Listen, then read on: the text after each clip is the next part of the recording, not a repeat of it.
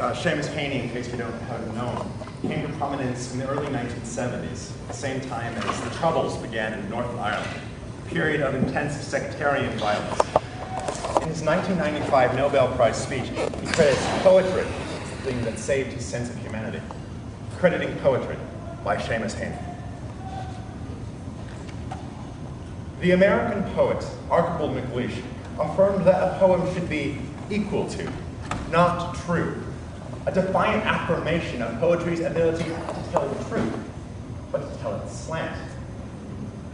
Yet, there are times when a deeper need enters, when we want the poem to be not only a surprising variation of the world itself. We want the surprise to be transitive, like the impatient thump which restores the picture to the television screen, or the electric shock which sets the fibrillating heart back to its proper rhythm. We want what the Russian woman wanted, standing in the prison queue in Leningrad, blue with cold and shaking for fear, asking the poet Anna Akhmatova if she could describe it all, if her art could be equal to it. A need for poetry that would be true to the impact of external reality, while at the same time sensitive to the inner laws of the poet's being. The external reality and inner dynamic of Northern Ireland between 1968 and 1974 was symptomatic of change. Violent change, admittedly, but change nevertheless.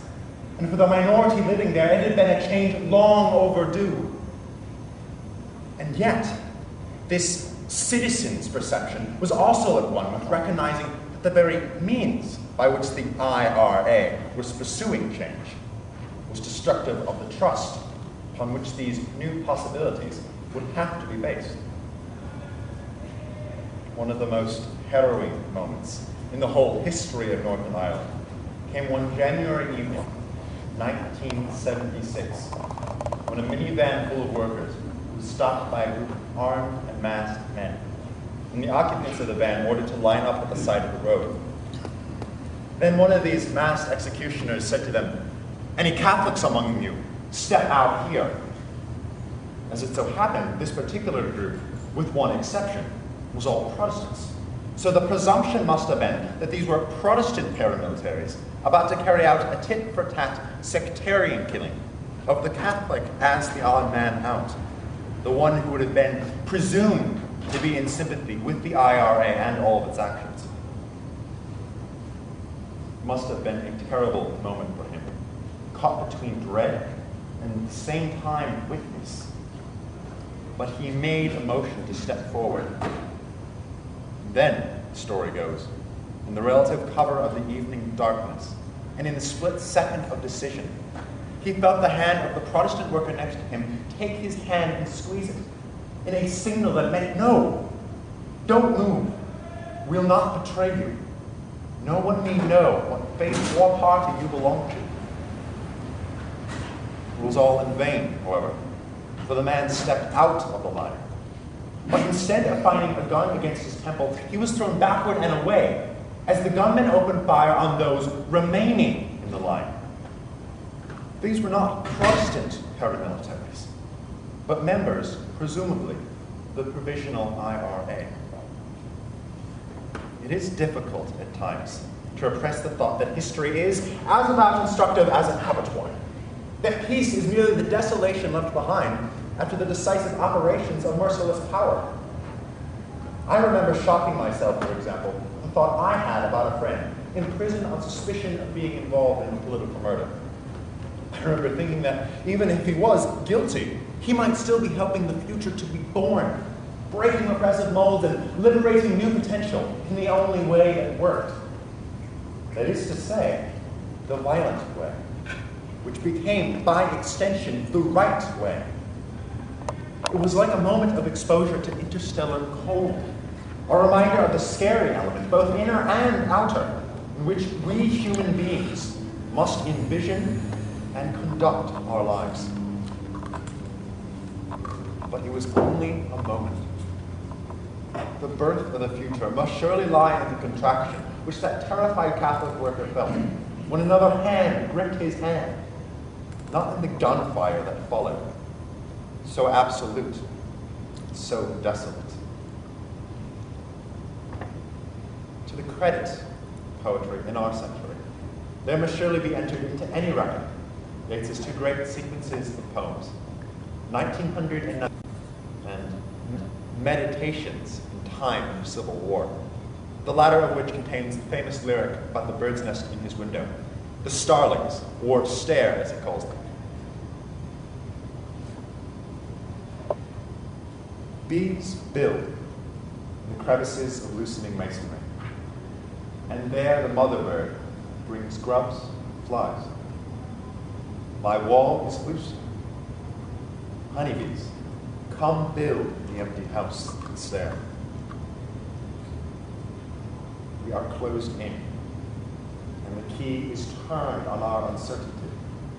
Somewhere a man is killed, or a house burned, yet no clear fact to be discerned.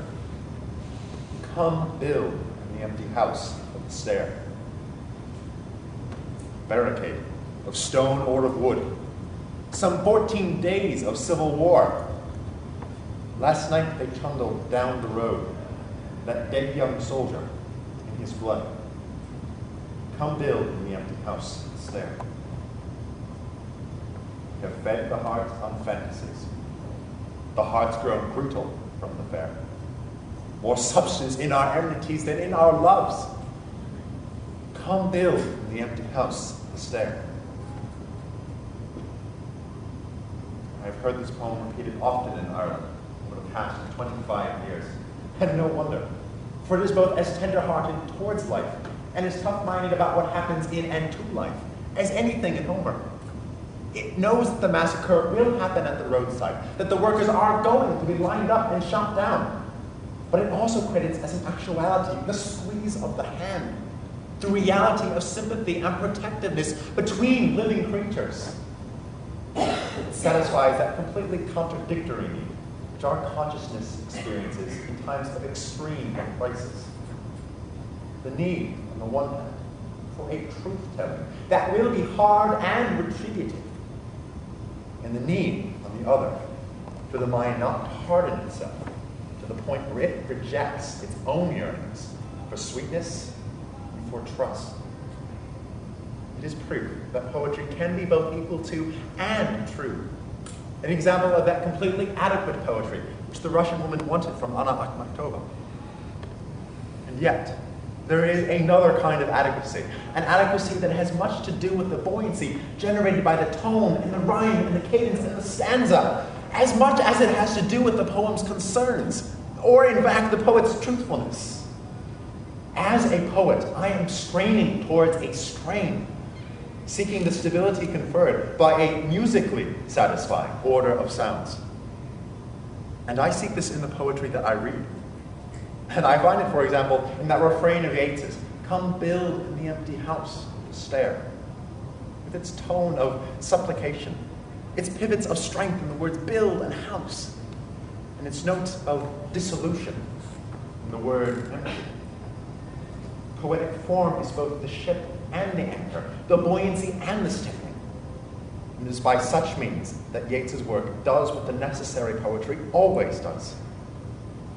Touches the base of our sympathetic nature, while at the same time noting the unsympathetic nature of the world.